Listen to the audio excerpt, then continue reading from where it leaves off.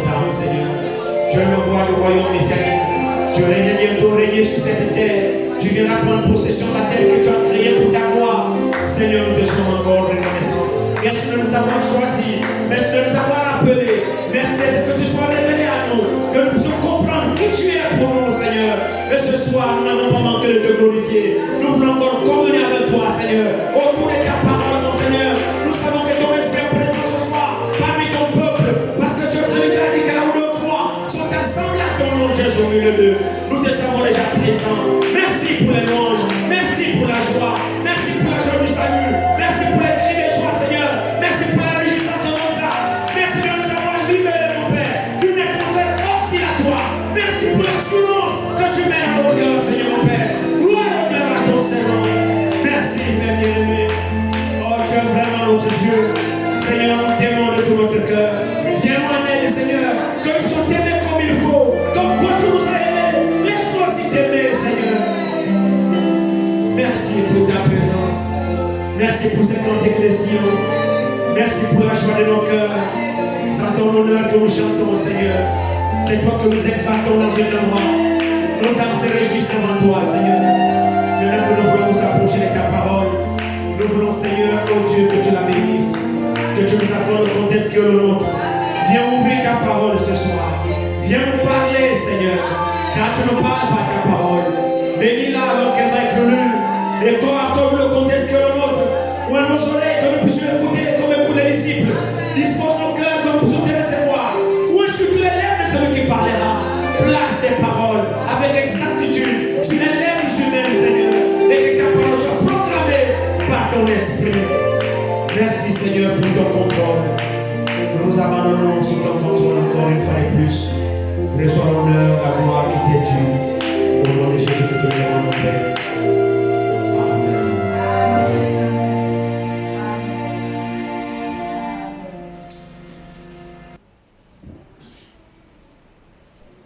Deux Samuel chapitre 23 à partir du verset 14. 2 Samuel 23 à partir du verset 14, nous lisons la parole du Seigneur. David était alors dans la forteresse et il y avait un poste de Philistins à Bethléem. David eut un désir et il dit: qui me fera boire de l'eau de la citerne qui est à la porte de Bethléem? Alors les trois vaillants hommes passèrent au travers du camp des Philistins et puisèrent de l'eau de la citerne qui est à la porte de Bethléem. Ils la portèrent et la présentèrent à David. Mais il ne voulut pas la boire, et il la répandit devant l'Éternel. Il dit: loin de moi, ô Éternel, la pensée de faire cela. Boirai-je le sang des hommes, de ces hommes qui sont allés au péril de leur vie, et ils ne voulurent pas la boire? Voilà ce que firent ces trois vaillants hommes. Amen. Que le Seigneur ajoute la bénédiction à la lecture de sa parole pour nous asseoir. Les désirs sont des ordres. Nous allons nous en inspirer de ce passage. Et nous voulons aussi vous annoncer qu'il y a notre jeune frère qui a pris l'engagement hier, qui a pris son baptême hier. Mets-toi debout, mon jeune frère.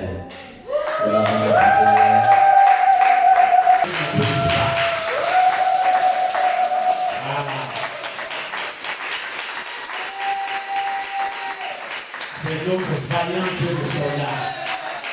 C'est depuis la semaine spéciale. Le possible, notre frère a été baptisé dans le nom du Seigneur Jésus-Christ. Et c'est notre frère.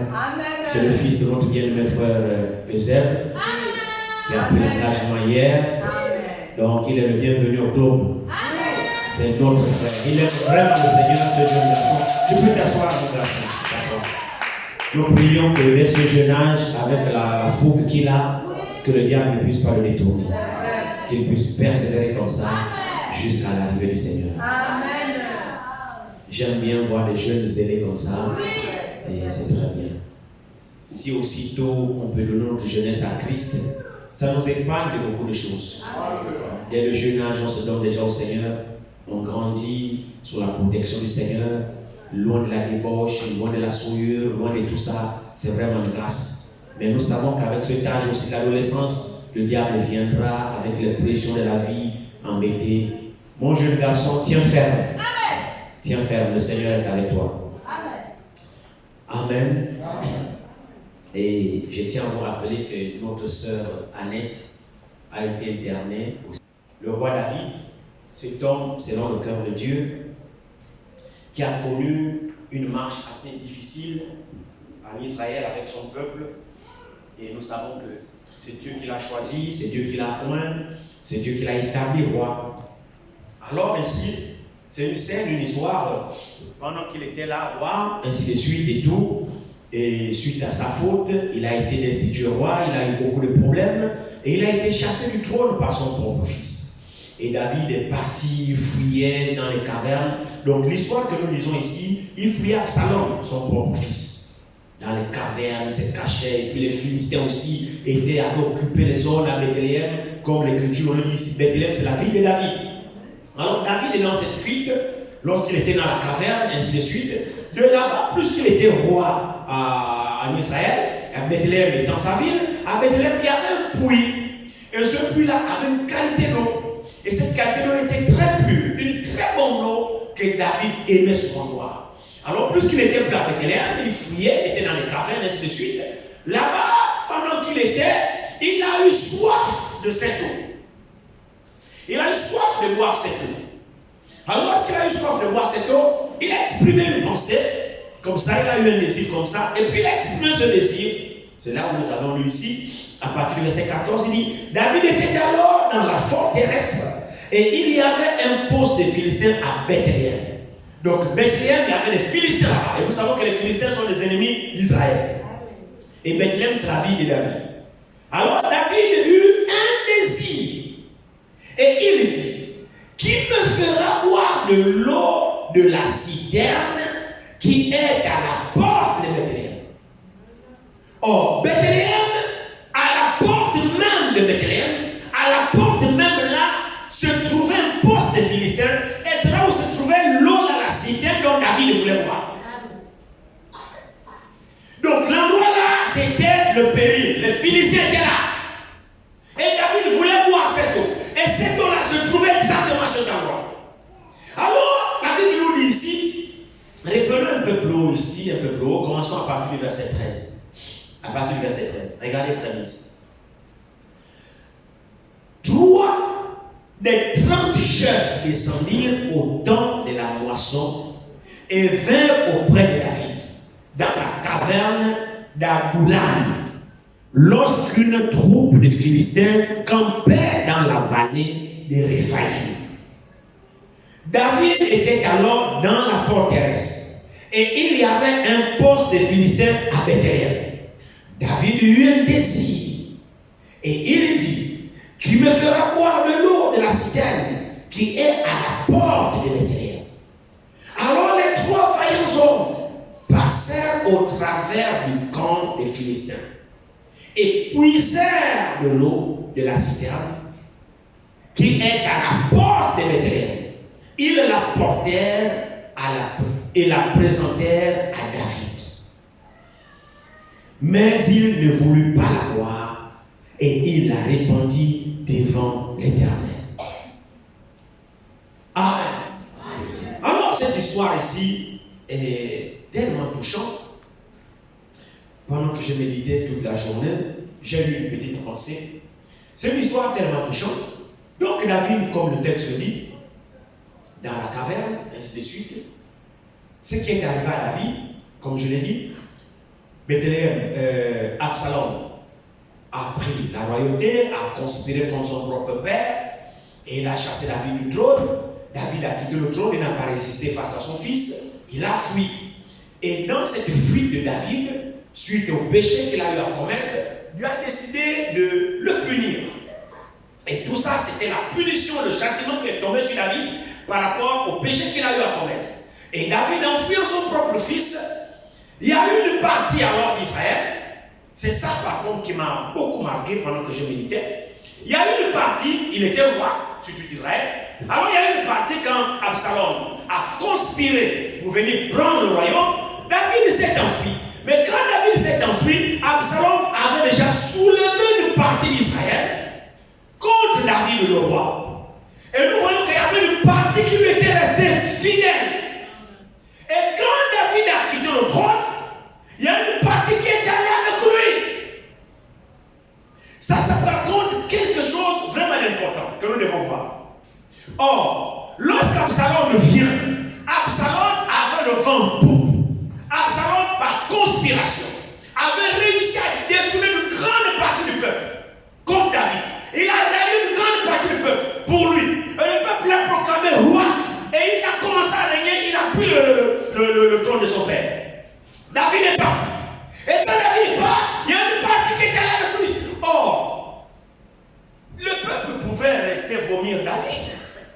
Parce que ce que David a fait, David payait effectivement sa désobéissance. David payait auprès de Dieu sa faute. Et Dieu avait promis à David de le châtier suite à ce qu'il a fait. Maintenant, les gens qui sont restés avec David, il fallait que ces gens-là puissent percevoir dans David que David a réellement quelque chose avec Dieu et que réellement Dieu n'a pas totalement abandonné David. Frère, ce n'est pas quelque chose de facile. Lorsque j'ai médité cela, j'ai compris que adorer Dieu, c'est par révélation. Si Dieu s'est révélé à nous, nous nous accrocherons à ce Dieu-là, quelles que soient les difficultés dans la marche. Alors ces gens-là, malgré que David était devenu errant, ces gens-là avaient reçu la révélation de qui était David. Ils ont compris que cet homme-là, Dieu est avec lui. Et David régnera. David regagnera son trône. Ne me demandez pas comment. C'est par révélation qu'ils ont su cela. Sinon, pourquoi ils se sont attachés à David? Pourquoi ils ont fui avec David? Pourquoi ils n'ont pas jeté David? Pourquoi ils n'ont pas abandonné David? Il fallait qu'ils aient quelque chose au-dedans d'eux qui leur montre que cet homme-là, Dieu est avec lui. Amen. On appelle ça la révélation. Vous voyez combien de fois c'est important comment il faut adorer par révélation. Si vous faites le suivisme, frère, à un moment donné, il y aura des événements qui vont vous décourager, vous allez abandonner. Amen. Si vous suivez un frère, vous suivez une soeur, à un moment donné de la marche, et il y aura des situations problématiques, tu vas abandonner. Amen. Mais si c'est par révélation, même s'il y a des situations problématiques, tu t'accroches à la révélation que Dieu a reçue. Alors ce peuple-là, la Bible dit, c'est quand vous lisez un peu plus en avant, la Bible parle ici des vaillants hommes de David. C'est-à-dire ces hommes de confiance. Regardez ici. Voyons ça rapidement ici. Sont ces hommes de confiance. Des héros. Des combattants. Retournons un petit peu en arrière ici. Il est écrit ici. Chapitre 23.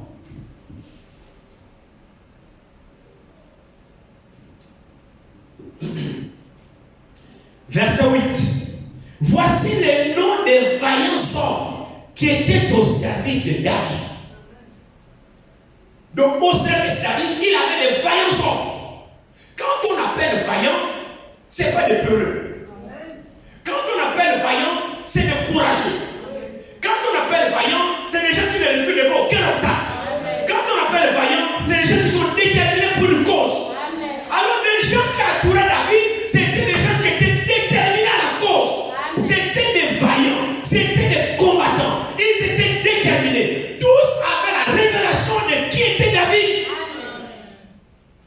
Malgré tout ce qui s'est passé, ils ont compris que cet homme-là, Dieu est avec lui. Alors ils ont constitué un groupe soudé derrière David. Pourquoi ils n'ont pas suivi Absalom? Pourquoi? Mais c'est par révélation. Ils ont compris que dans Absalom, il n'y a rien. Et que David, cet homme-là, non, on voit Dieu dans la vie. Alors accrochons à cet homme. On risque de périr de leur vie. Ils se sont attachés marché à David. Frères et sœurs, avaient-ils raison? Est-ce qu'ils avaient raison? Mais bien sûr, plus que David est revenu au trône. Voici ce que la révélation fait. Il y a beaucoup de pépites là-dedans. Que le Seigneur nous aide à découvrir toutes ces choses. Vous voyez que ce sont des vaillants hommes là. Ils sont restés là fermes. Ils ne se sont pas laissés branler par les événements ou par quoi que ce soit qui pouvait se venir. Non, non, non, non. Ils étaient focus sur l'objectif. Ils savaient qui était David. Et ils savaient que David avait trouvé grâce auprès de Dieu.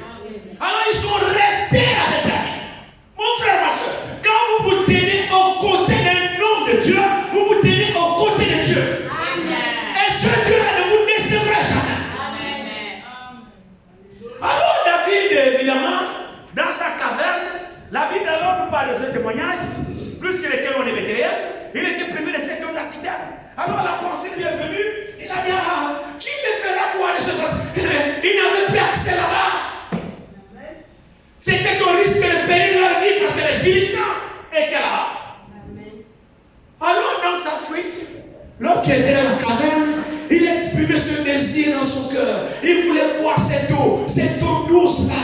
David savait ce qu'il y avait dans cette eau. Il a suffi seulement que David exprime le désir. Quand il a exprimé ce désir, alors les vaillants ont entendu le désir du roi. Amen. David n'a envoyé personne. Amen. David a seulement exprimé un désir. Qui me fera boire de cette eau là-bas, de la citerne qui a Bethléem à la porte de Bethléem? Qui me fera boire ça? C'est un désir, un soupir en lui. Alors les vaillants hommes qui l'entouraient ont entendu. Ils disent, oh, le roi veut l'eau. Le roi veut cette eau. Frère, il fallait que ces hommes aient la révélation de qui est David. Amen. C'est pour le Seigneur qui vous fasse comprendre ça. Amen. On ne peut pas risquer sa vie comme ça pour rien. David va leur donner quoi? Ils savaient qu'il y a les Philistins là-bas. Les Philistins sont leurs ennemis. Et en plus, David ne les a pas désignés, ne les a pas envoyés. David a seulement émis un désir. Juste un désir. Alors comme David était un roi pour eux, ils savaient que ce homme reviendra sur le trône. Ils savaient que ce homme, Dieu est avec lui. Alors si nous sommes avec lui, nous sommes avec Dieu. Tous les trois se sont concertés, allons-y. Ou chez les Philistins, au risque au pays de leur vie. Et David n'était même pas au courant. Les trois courageux ont pu leurs épées. Ils sont allés affronter les Philistins. Pourquoi? Parce que le roi aimait un désir. Ce n'était pas n'importe quel roi. Ils ont compris que cet homme, Dieu est avec lui. C'est vrai, non? Ils sont allés affronter les Philistins, frère. Et comme ils avaient reçu la révélation que David était un homme de Dieu, alors Dieu était avec eux.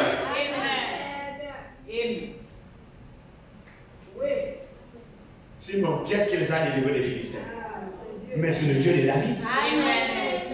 Plus qu'ils étaient là pour satisfaire les désirs de David. Qui était David? Loin de Dieu. Alors ils ont risqué leur vie, ils sont allés. Dieu les a épargnés les Philistins. Ils ont puisé l'eau. Ils sont revenus victorieux. Oh roi, voici l'eau que tu as aimé le désir du roi. David dit, vous êtes allé là-bas, mais oui, roi, tu as aimé un désir. Alléluia. Ils étaient tellement attentifs au désir du roi parce qu'ils savaient qui était David. Ils le savaient. David était un instrument dans la main de Dieu. Or, lorsque nous décortiquons cette histoire, ces hommes-là, les vaillants que vous voyez là, du fait qu'ils ont été avec David, qu'ils ont combattu aux côtés de David, qu'ils ont pris position pour David, ils avaient reçu la révélation que le trône reviendra à David. Amen. Et lorsque David est revenu au trône, savez-vous que ce sont ces vaillants hommes qui ont prouvé leur fidélité et leur courage que David a responsabilisé dans les provinces? Ceci nous montre quoi? Mon frère, ma soeur, nous savons que Dieu a une manière de travailler. Le Dieu que nous adorons a une manière de travailler. Qu'est-ce que Dieu fait? Dieu a choisi les pères, donc les patriarches. Et nous savons que dans chaque patriarche se cache une partie de Christ. Dans chaque homme de Dieu se cache une vertu de Christ. Amen. C'est vrai ça. Dieu a appelé Abraham. Abraham voilait Christ dans la foi. D'Abraham est sorti Isaac. Isaac voilait Christ dans l'obéissance. Ou dans l'amour si vous voulez. D'Isaac est sorti Jacob. Et Jacob voilait Christ dans la grâce. Amen. De Jacob est sorti Joseph. Et Joseph voilait Christ dans la perfection. Amen. Donc chaque patriarche avait une part de Christ en soi. Amen. Quand nous regardons David voilait Christ dans la royauté. Amen. Parce qu'il devait être le fils de David selon le trône de la promesse. Il devait régner sur le trône de son père David. Amen. Donc David voilait le règne de Christ. Amen. David était Christ sur la royauté. Amen. Quand nous voyons Salomon voilait Christ dans le règne de paix. Dans chaque patriarche, il y a un morceau de Christ dedans. Amen. Il y a une partie de Christ dedans. Alors, les premiers croyants recevaient la révélation de Dieu dans chaque patriarche. C'est ça que nous devons regarder et que nous devons voir. Alors ces hommes-là ont vu le règne de David. Que ce homme que Dieu a choisi, malgré qu'il passe un moment difficile, il reviendra sur le trône. Il régnera. Alors du fait que nous avons fait le choix de rester avec lui, lorsqu'il régnera, nous régnerons avec lui. Nous régnerons avec lui. Donc lorsqu'ils se sont identifiés à David, dans les moments difficiles, ils sont été avec David. À la récompense de David, ils sont hérités aussi. Lorsque David était partout dans les cavernes, ils étaient avec David. Quand David a retrouvé le trône, ils ont été avec David. Ce sont des hommes de confiance. Comment on appelle ça? On appelle ça des compagnons fidèles. Mon frère, ma soeur, on adore Dieu par révélation. Si on n'a pas la révélation, on abandonnera même le Dieu que nous prétendons adorer. Parce que les chemins par lesquels nous nous conduisent, ce sont des chemins tortueux. Ce sont des chemins difficiles. Ce sont des chemins qu'on ne peut pas comprendre. J'ai pris le Seigneur qui nous révèle cela. Frères et sœurs, ce n'était pas facile de reconnaître que David avait encore la grâce de Dieu avec lui. Parce que les situations par lesquelles David est passé, ce sont des situations difficiles. Pendant qu'il était chassé du trône par son propre fils, il marchait. Même Chiméi, l'un des serviteurs, l'a craché en face. Oh oui, c'est Dieu qui te maudit. Hein? Toi, tu as chassé mon père. C'était l'un des fils le premier roi qu'on avait destitué, que David avait changé. C'était qui? C'est Ésaü. C'est qui? Saül. Chiméi, c'était l'un des fils de Saül. David a remplacé son père à la royauté. Saül a été déchu, David est monté là. Or, ce n'est pas David lui-même, c'est Dieu qui a choisi David. Et c'est Dieu qui a rejeté ton père. Alors, voyons tout ce qui s'abattait sur David. Chiméi a dit, ah, voilà, le Dieu de mon père est le véritable Dieu. Voilà, tu payes ce que tu as fait aujourd'hui. Tu as triché, tu as pris la royauté de mon père. Voilà ce qui t'arrive. Tu es devenu comme un chien. Ton propre fils t'a chassé. Tu as eu une crachée dessus, l'insulté. David est là, il regarde. Alors les soldats, ces hommes-là, qui étaient attachés à David, malgré la situation que David traversait, ces hommes avaient la révélation que ce homme, c'est un homme de Dieu. Ah frère, ça il faut le faire. Vous devez avoir la grâce pour faire ça. Oui. C'est vraiment une grâce. Jusqu'à ce qu'un a dit, attends, toi tu es qui insulte loin de l'Éternel? Je vais prendre mon épée, je vais te trancher le cou. David a dit, ne fais surtout pas ça. Ne me rajoute pas de problème. J'en ai déjà assez comme ça. David dit non, c'est l'Éternel qui lui permet de me traiter comme ça. Oui. laisse-le. Qui sait si l'Éternel verra mon humilité et aura pitié de moi. Oh, ce homme de David, c'était quelqu'un de spécial. Les dispositions qui étaient dans ce homme, frères et sœurs, montrent que c'était vraiment un homme selon le cœur de Dieu. Et David typifiait Christ même dans sa marche. Un roi rejeté par son peuple.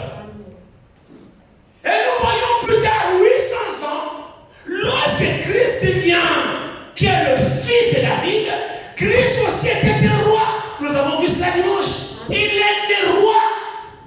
Mais nous voyons qu'il a été rejeté par ses frères.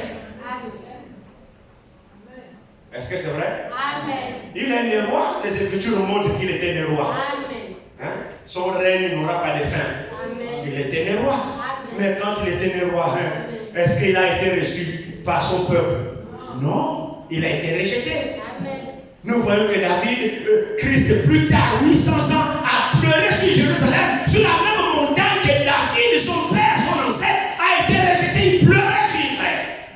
Jésus aussi, sur la même montagne, a pleuré sur Israël, subissant la même chose. Or, quand nous voyons la marche de Jésus, il a choisi les disciples.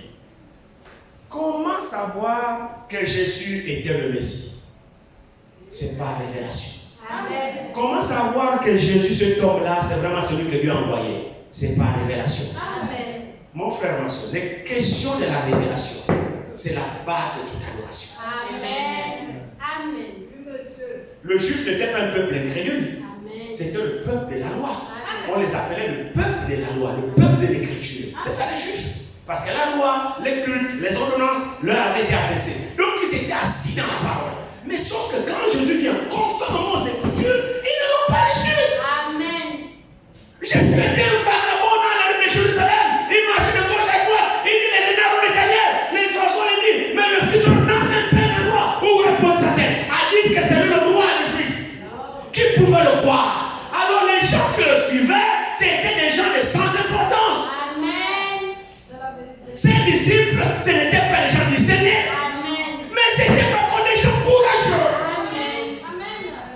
La particularité qui était dans les disciples, c'est qu'ils étaient animés d'un courage. Parce qu'il fallait résister à toutes les critiques dont Jésus faisait l'objet. Amen.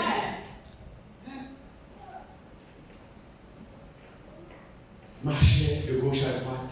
Il se balade avec les disciples. Un roi qui n'a pas de palais royal.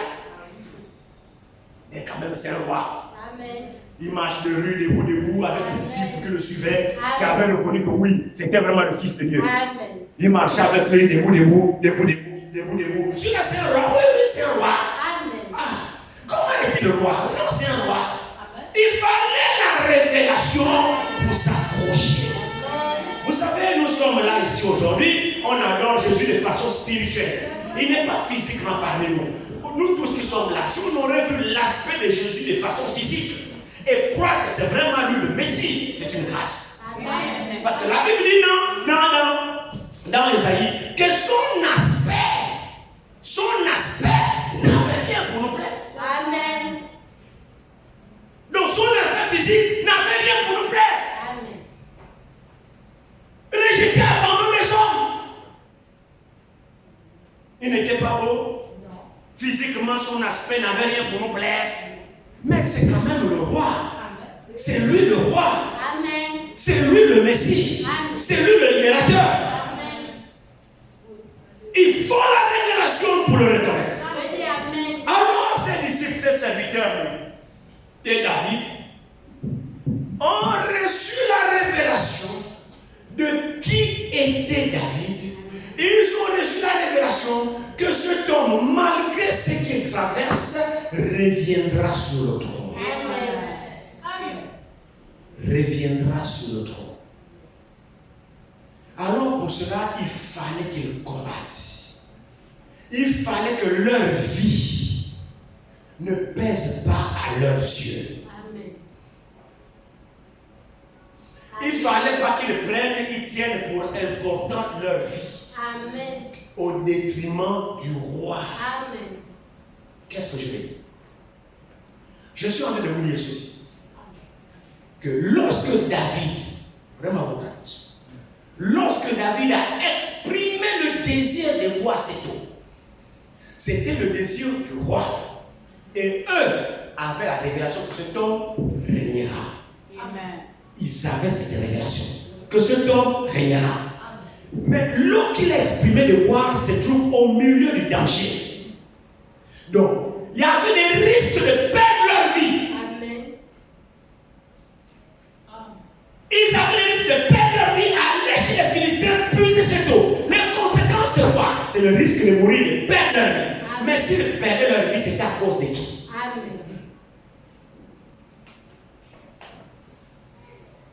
Jésus a dit, celui qui perdra sa vie à cause de moi, la retrouvera.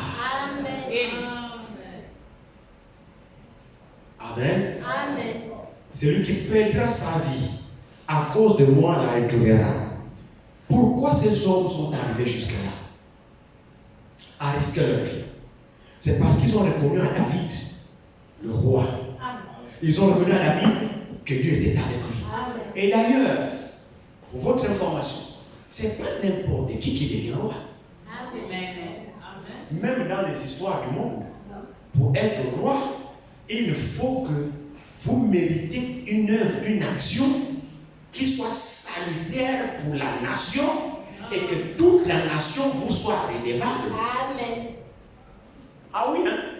Le roi, c'est pas quelqu'un qui se lève un matin, il faut dire, bon, je suis roi, comme je suis le roi, je suis roi, les Gabonais, votez-moi, je suis maintenant roi. La famille m'a mis la royauté du Gabon, je suis devenu roi. J'ai fait quoi pour que le Gabon me reconnaisse comme le roi? Non! C'est lui qui est roi sur le royaume, c'est quelqu'un qui a posé une action dont le pays dépend, dont la survie du pays en dépend. Et pourquoi David est-il devenu roi?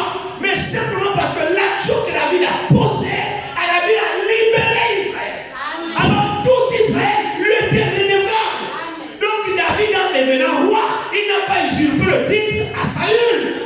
Saül, en étant roi, il n'a rien mérité pour être roi. Quelle guerre Saül a menée que Israël ne soit redevable? Rien du tout. Au contraire, Goliath les a humiliés pendant 40 jours.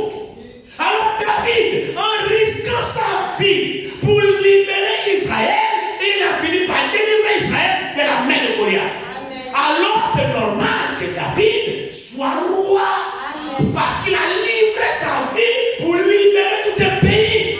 Donc le pays le lui devait bien. C'était un roi digne. Amen. Amen. Oui. Jésus est digne d'être roi. Amen. Quelle action a-t-il fait qui mérite à ce qu'il soit roi? Roi, c'est pas une nomination, frère. Non. Le roi, c'est pas une nomination. Le roi, c'est un mérite. Amen. Le roi, c'est pas un titre politique que, comme non, bon, avant aujourd'hui, tu deviens roi. Non. On voit des actions. Vous voyez la lignée dynastique. Quand vous remontez le père du père, vous allez voir l'ancêtre là, il a posé une action salutaire. Quand on voit le roi d'Angleterre, à Élisabeth, il est mort, c'est son fils qui a pris le trône, Charles.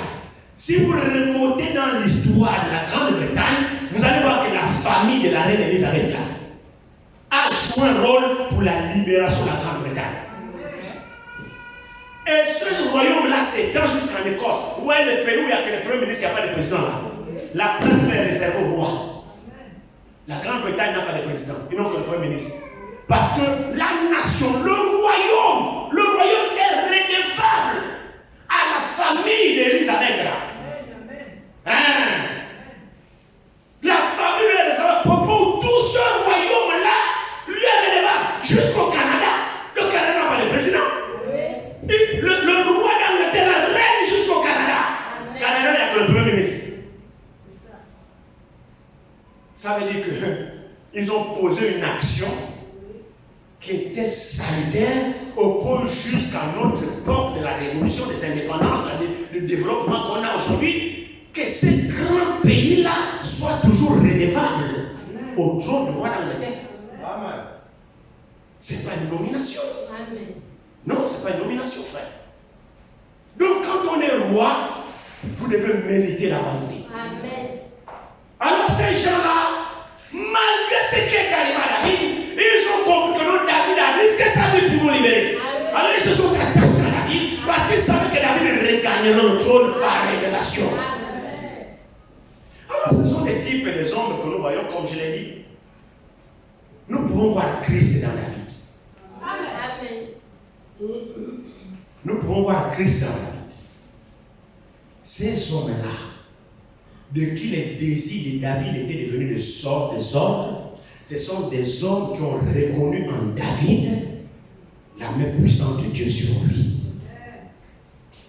Alors, de même que ces vaillants soldats-là ont pris chaque désir de David comme étant un ordre pour eux, si Christ est notre roi, mon frère, ma soeur, les désirs de Christ doivent être nos ordres. Amen. Je ne sais pas si vous êtes d'accord avec ça. Amen. Et moi, c'est comme ça que je vois ça. Amen. Si les simples hommes peuvent être reconnaissants envers un homme, si les simples hommes peuvent risquer leur vie, c'est non parce qu'un mortel comme eux a exprimé un désir. Pourtant, David était un mortel au même titre qu'eux. Mais qu'est-ce que David représentait pour eux? David représentait pour eux un véritable roi. Et ils ont vu la royauté de David. Et ils se sont dit non, nous sommes à son service. Nous sommes redevables. Alors c'est ce homme-là crie, nous le sommes redevables. Notre vie ne vaut rien devant le roi. Oh, David est une partie de Christ. David divulguait Christ dans la royauté. Alors si les hommes qui ont reconnu David dans sa royauté ont risqué leur vie pour sauver la royauté de David, qu'est-ce que toi et moi on ferait si Christ est roi? Si nous avons reconnu nous aussi Christ comme roi, oh, le règne de David c'est un règne temporel, mais le règne de Christ il est éternel. Alors si nous avons reconnu aussi Jésus comme roi, la question est celle-ci. Sommes-nous aussi les vaillants soldats de Jésus? Est-ce que nous sommes aussi des vaillants soldats de Jésus? Est-ce que nous avons choisi pour combattre pour sa volonté? Combattre à ses côtés? Mais si c'est le cas, mon frère, ma soeur, c'est que chaque désir de Jésus doit être mon ordre à moi. C'est que le Seigneur veut, alors moi ici, je dois m'empresser de le faire. Parce que je le reconnais comme roi. Je dois alors combattre aux côtés de mon roi. Parce que le véritable roi, c'est même Jésus, mon frère. David n'était qu'un type, Salomon n'était qu'un type. Le véritable roi, c'est Jésus. Et ces hommes-là, si pour le royaume temporel, les hommes sont prêts à risquer leur vie, qu'est-ce que le croyant en Jésus ferait-il? Ils ont reçu la révélation que David reviendra au trône. Et cela s'est accompli par la révélation qu'ils ont reçue. Et quelle récompense ont-ils eu? Lorsque David est revenu au trône, David les a responsabilisés dans les provinces.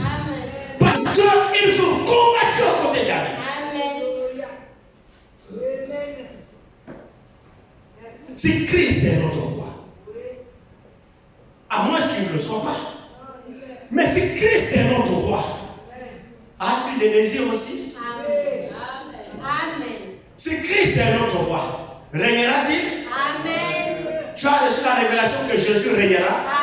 Même si tout semble ne pas pouvoir montrer qu'il va régner. Mais est-ce que tu as la révélation qu'il régnera? Parce que la Bible dit que pour l'instant, nous voyons que tout ne lui est pas encore soumis. Et pourtant, toutes choses lui seront soumises. Jésus sera réellement roi. Maintenant, est-ce que toi, tu as reçu la révélation que Jésus sera roi? Mais si tu as la révélation qu'il sera roi, que fais-tu pour le roi? Parce que les autres, quand ils ont reçu la révélation que David est revenu au trône, ils ont lutté pour témoigner la fidélité à David, qui t'a laissé leur vie, qui t'a perdu leur vie. Ils ont compris que ce temps, Dieu est avec lui. Il reviendra sur le trône. Nous ne voulons pas du mauvais côté. Alléluia. Mon frère, nous sommes du bon côté. Du fait que Jésus soit révélé, nous sommes du bon côté. Mais le problème, c'est que, est-ce que nous luttons? Est-ce que nous sommes des vaillants soldats? Est-ce que nous sommes attentifs de satisfaire au désir aussi du grand roi? Mais Jésus a des désirs qu'il exprime réellement à ses sujets.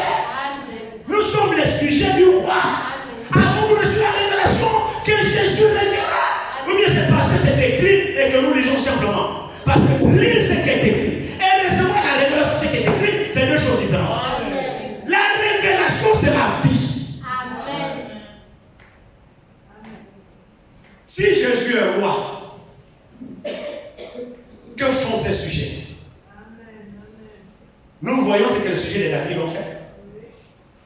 Ils se sont créés un chemin, quitte à risquer leur vie. D'ailleurs, les personnes ont compris que leur vie n'est pas plus importante que les désirs du roi. Ils l'ont compris. Ils ont compris que leur vie n'est pas plus importante que la vie du roi. Ils l'ont compris. Parce qu'ils ont compris qu'ils sont des sujets du roi. Ils sont au service du roi.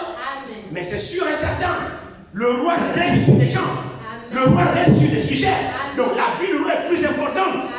Mais c'est sûr, mon frère, ma soeur, si Jésus est roi, c'est que sa vie est plus importante. Il doit régner sur nous. Et ses désirs doivent primer dans notre cœur. Et savez-vous que dans le royaume, seuls les désirs du roi qui sont exécutés.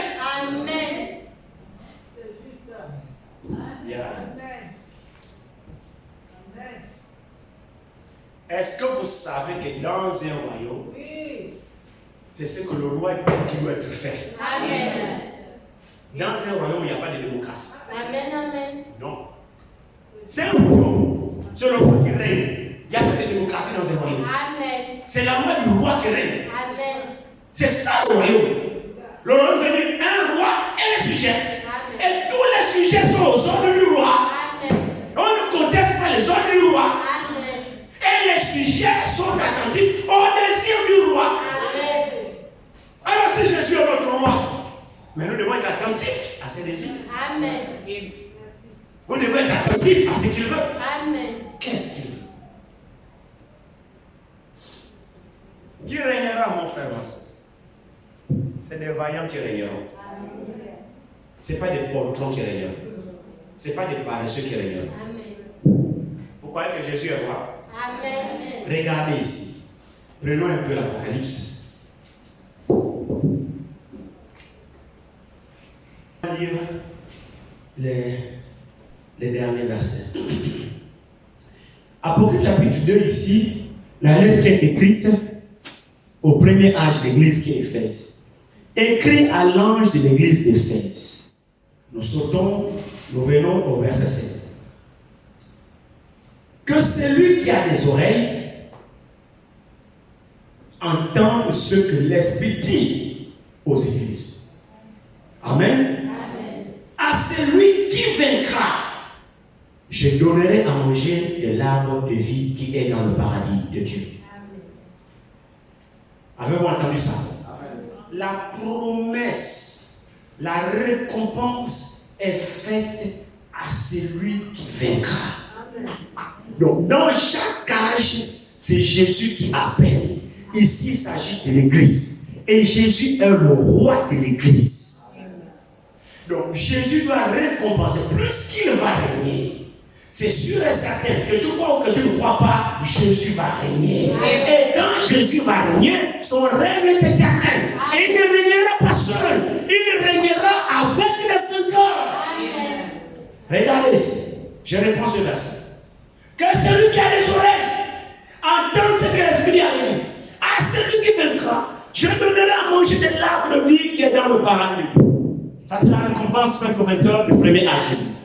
Nous sautons, nous arrivons au verset 8, le deuxième âge de l'église. Écrit à l'ange de l'église de Smyrne.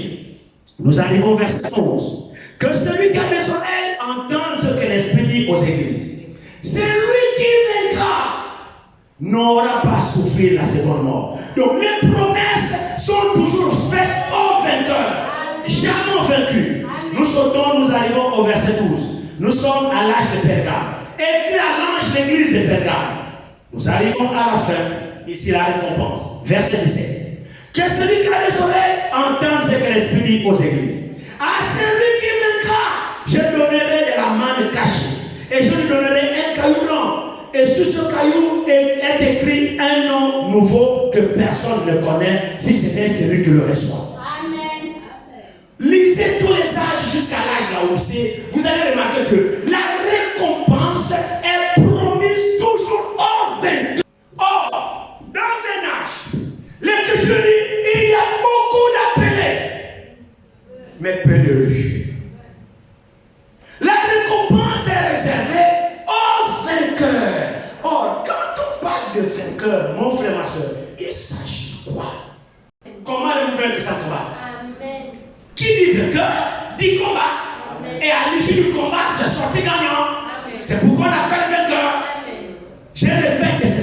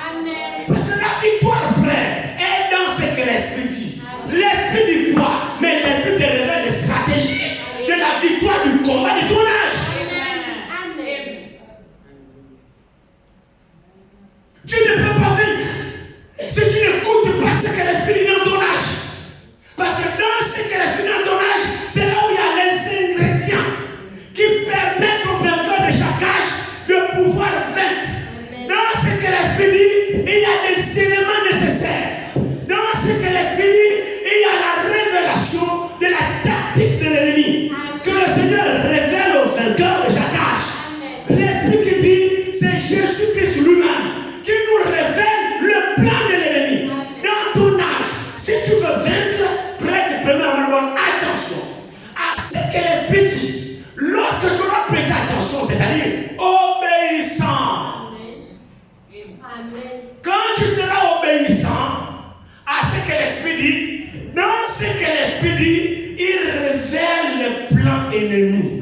Et il te révèle la parfaite volonté de Dieu pour vaincre. Donc quand tu es attentif à ce que l'Esprit dit dans ton âge, alors tu es vainqueur. Amen. Frère, c'est pas... Quand celui qui a des oreilles entend ce que l'Esprit dit à l'église. C'est pas entendre que tu entends la voix comme ça. Non. Entendre là, c'est comprendre. Amen. C'est pas entendre comme vous entendez le son ou quelqu'un qui va. Non. Entendre là, c'est celui qui a la capacité de comprendre, d'appréhender ce que l'Esprit dit dans son âge. Parce que ce que l'Esprit dit dans son âge, c'est là où se trouvent les vérités contenues qui te permettent, toi, de vaincre ton combat dans ton temps. Amen. J'espère qu'on saisit quelque chose. C'est absolument important. Et vous allez remarquer que ce que l'Esprit dit dans l'âge de 20, ce n'est pas ce que l'Esprit dit dans l'âge de Pergame, par exemple. Amen. Pourquoi? Parce que notre adversaire est stratège. Il est stratège. Il évolue dans les techniques de combat. Alors l'Esprit qui le connaît nous révèle son évolution tactique. Donc les croyants qui sont dans leur âge, s'il vous plaît, c'est important ça. C'est important que nous comprenions ces choses. Les croyants qui sont dans un âge défini sont renseignés par l'Esprit au sujet de la problématique de leur âge, au sujet des esprits qui minent leur âge, au sujet de la stratégie adoptée par l'ennemi dans leur âge. L'Esprit qui sonde toutes choses, il vous révèle non seulement les techniques de l'ennemi, son évolution, sa finesse, sa technique, sa ruse. L'ennemi connaît tout. Il vous révèle cela. Et ensuite, dans ce que l'Esprit dit, l'Esprit aussi vous révèle comment l'attaquer pour être vainqueur. Amen. Tout est dans celui qui a les oreilles, entendre ce que l'Esprit dit à l'Église. Tout est dedans. Donc c'est important dans ton âge d'écouter ce que l'Esprit dit. Amen. Sinon tu ne peux pas vaincre. Amen. Parce que l'Esprit te concerne. Où est-ce que le diable aujourd'hui? Quelle est sa technique aujourd'hui? Comment procède-t-il aujourd'hui? Où se cache-t-il aujourd'hui? Quelle est sa stratégie aujourd'hui? C'est l'Esprit dans ton âge qui te renseigne. Et quand tu es attentif à ce que l'Esprit dans ton âge, c'est que tu as compris, alors tu es un vainqueur. Amen. Ça veut dire alors que tu peux affronter le combat Amen. et gagner. Amen. C'est comme quelqu'un, que Dieu nous aide vraiment. C'est comme quelqu'un, quand il y a un devoir, nous avons des élèves ici. Quand il y a un devoir, l'équation est difficile. Alors un prof vient et te donne le corrigé du devoir. Il te donne le corrigé du devoir. Mais tu n'as seulement qu'à prendre le corrigé et le copier sur ta fiche, sur ta note. C'est le corrigé. Tu copies simplement. C'est des réponses. Là, c'est des questions. On te donne les réponses aux questions du devoir. Tu copies seulement, tu copies, et tu as la victoire. Tu as ta moyenne. C'est exactement ce qui se passe. Dieu sache que nous sommes dans ce combat. Dieu ne nous a pas laissés tout seuls. Et comme notre ennemi se métamorphose, alors l'Esprit de Dieu se charge de nous révéler ses tactiques, de nous révéler son évolution, de nous révéler là où il se cache. L'Esprit de Dieu nous révèle ses tactiques au moyen de la parole. Maintenant, quand nous comprenons cela, alors nous appliquons simplement. C'est là où il y a la victoire. Amen. Amen. Alléluia.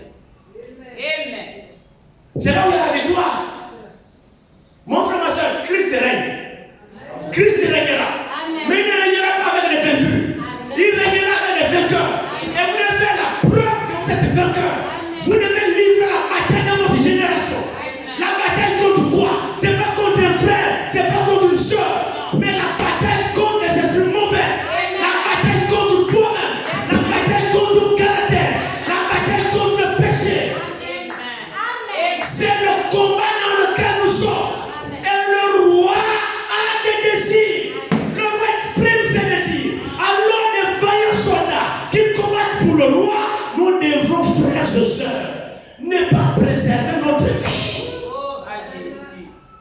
Parce que nous avons une vie à venir. Nous avons une vie meilleure. Il nous a promis de régner avec lui. Lui, comment a-t-il vaincu? Le roi, c'était un combattant lui-même. David lui-même, c'était un combattant. Notre roi, c'est un combattant. Il a combattu. Il a combattu contre qui? Il a combattu contre qui? Parlez fort. Notre roi, c'est qui d'abord? Jésus. Il a combattu contre qui? Satan. Il a vaincu. Amen. Vous combattez contre qui? Les esprits méchants. C'est le même adversaire que nous avons. Amen. L'adversaire de notre roi, c'est notre adversaire. Amen. Mais ce qui est bien dans tout ça, c'est que lui, il a combattu et il a vaincu pour nous. Et nous maintenant, nous ne voulons pas suivre cette trace. Oh, à Jésus. Comment nous pouvons vaincre en dehors de ce que lui a fait? Jamais. En quoi consiste le combat? En quoi consiste le combat? Parce qu'on parle du combat. Il ne peut pas avoir de règne. Il ne peut pas avoir de victoire sans combat. Et il doit avoir de règne sans victoire. Il ne peut pas. C'est lui qui vaincra. C'est ça. Amen. Je le ferai asseoir sur mon trône. Comme moi j'ai perdu et je me suis assis sur le trône de mon père. Jamais. Non. Comme moi j'ai vaincu. Comment a-t-il vaincu? Jésus a comment il a vaincu? Écoutez comment il a vaincu. Jésus en venant, il a dit, je ne fais pas ma volonté, mais j'ai fait la volonté de celui qui m'a envoyé. C'est ça. C'est-à-dire, lui faisait les désirs de celui qui l'a envoyé. Amen. Celui qui l'a envoyé, c'était son père. Et son père avait des désirs. Alors Jésus disait que ma volonté est de faire la volonté de celui qui m'a envoyé. C'est comme ça que Jésus a vécu. Jésus a vécu en obéissant au désir de celui qui l'a envoyé. En exécutant au désir de celui qui l'a envoyé. Les désirs de celui qui l'a envoyé, c'est devenu des ordres pour Jésus. C'est l'église avec moi. Amen.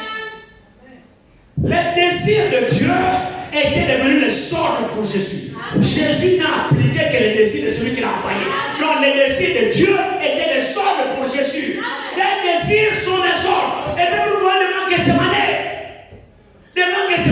Jésus a voulu manifester ce que lui maintenant il voulait. Seigneur, s'il est possible que cette coupe s'éloigne de moi. Après, il dit non, pas ce que je désire, mais tes désirs à toi. Tes désirs à toi, ce sont mes ordres. Non pas ce que moi je veux, mais ce que toi tu veux. Car je suis venu faire la volonté de celui qui m'a envoyé. Alors nous aussi, mon frère, ma soeur, si nous sommes des vainqueurs, alors les désirs de Jésus sont nos ordres. Quels sont ces désirs? Mais c'est se soumettre à sa volonté. Et c'est là où intervient le combat. Sa volonté contre notre volonté. Ses désirs contre nos désirs. S'il est roi et que nous avons reçu la révélation qu'il régnera, alors mieux faut combattre à ses côtés, vaincre pour régner avec lui. Amen. Nous ne pouvons pas régner si on ne vainc pas avec lui, frère. Le règne de Jésus arrivera. C'est lui le véritable roi. Il est né pour régner. Et lorsqu'il est né pour régner, il ne régnera pas seul. Amen. Il régnera avec les vainqueurs comme nous. Amen. Des vainqueurs. Amen. Moi, je pense qu'il est temps que les désirs de Jésus deviennent nos ordres. Amen. Si nous sommes des croyants. Amen. Et d'ailleurs, non, une véritable femme, les désirs de son mari sont ses ordres. Amen. Une épouse est censée se soumettre à son mari. Amen. Et la femme est là pour satisfaire au désir de son mari. Amen. Lorsque son mari tousse, la femme doit savoir pourquoi il tousse. Les désirs du mari sont des ordres de la femme. Amen. Oh oui, monsieur. Alors, nous étant l'épouse de Christ, les désirs de notre mari époux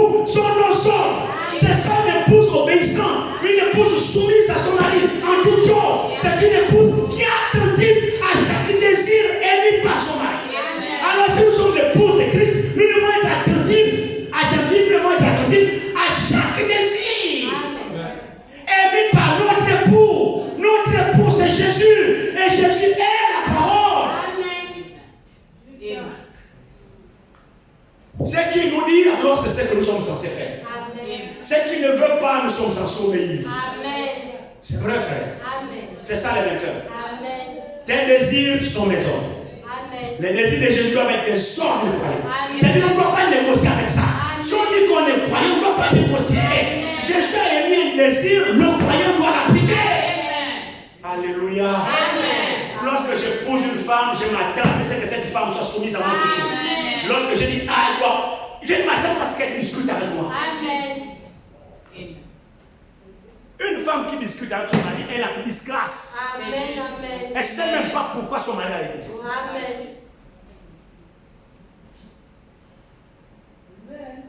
J'étais chez l'une de mes filles à Caen. Je parlais avec elle la dernière fois. Elle me dit, papa, je suis là, tu me veux que je fasse quoi? Je suis dans la maison d'un tel.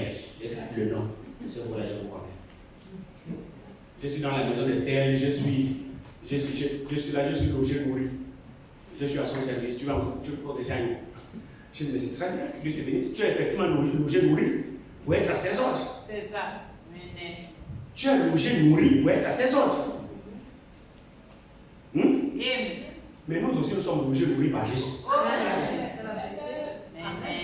Il n'y a pas beaucoup d'amen, on dirait. Vous ne croyez pas que c'est Jésus qui nous loge et qui nous nourrit? Oh, mais je vous dis, laissez-moi vous apprendre ce soir que c'est Jésus qui vous loge. C'est Jésus qui vous nourrit. C'est sa grâce sur vous. Tout ce que vous avez, c'est sa grâce. Nous sommes logés, nourris par lui. Tout ce que nous sommes, c'est lui. Tout ce qu'on a, c'est pas sa grâce. C'est lui qui le permet. Alors nous sommes logés, nourris par lui. Pourquoi? Pour faire sa volonté.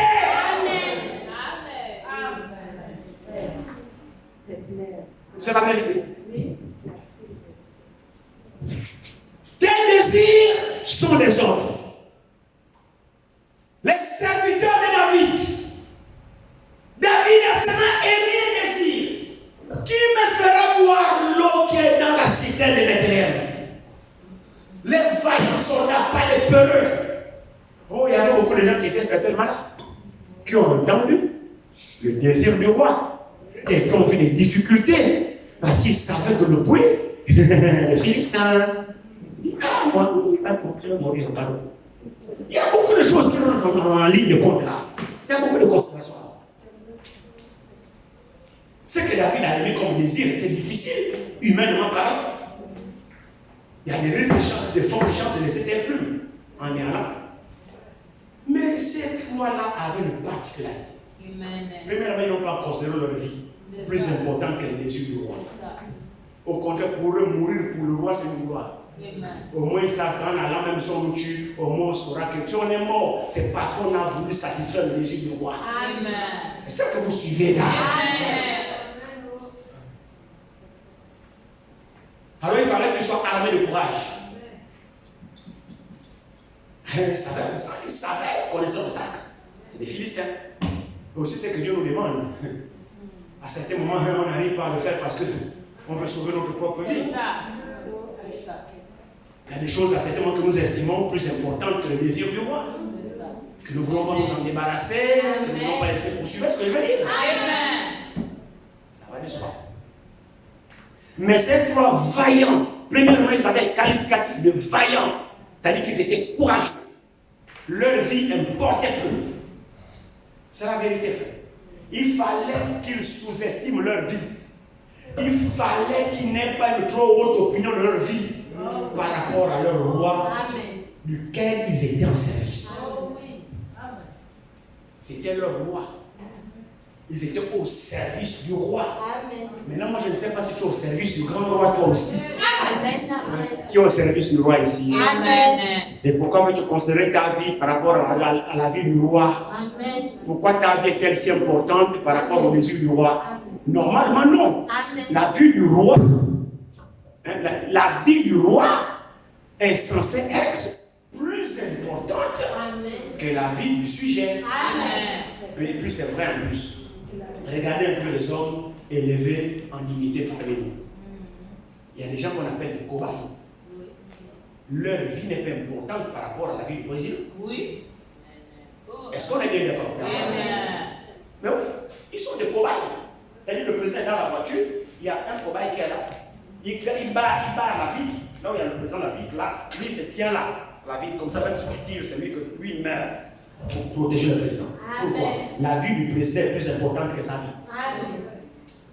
Donc, des gens qui sont au service rapprochés là, leur vie n'est pas plus importante parce qu'ils estiment que la vie de la personne qu'ils protègent est plus importante que leur propre vie. C'est pourquoi ils se portent volontaires de ne plus considérer leur vie. Parce que la balle peut tomber à tout moment. Ils sont au service de quelqu'un qu'ils estiment plus important qu'eux. Oui. Maintenant, je ne sais pas si Jésus est plus important pour nous. Amen. Maintenant, si Jésus est plus important pour nous, notre vie ne doit pas compter plus que son avis à lui, plus que sa vie. Au contraire, nous devons même mépriser notre vie pour lui. Amen. Et c'est pourquoi il a dit, celui qui aime sa vie plus que moi n'est pas digne de moi. Amen. Celui qui aime son père, sa mère, sa femme, ses enfants plus que moi n'est pas digne de moi. Amen.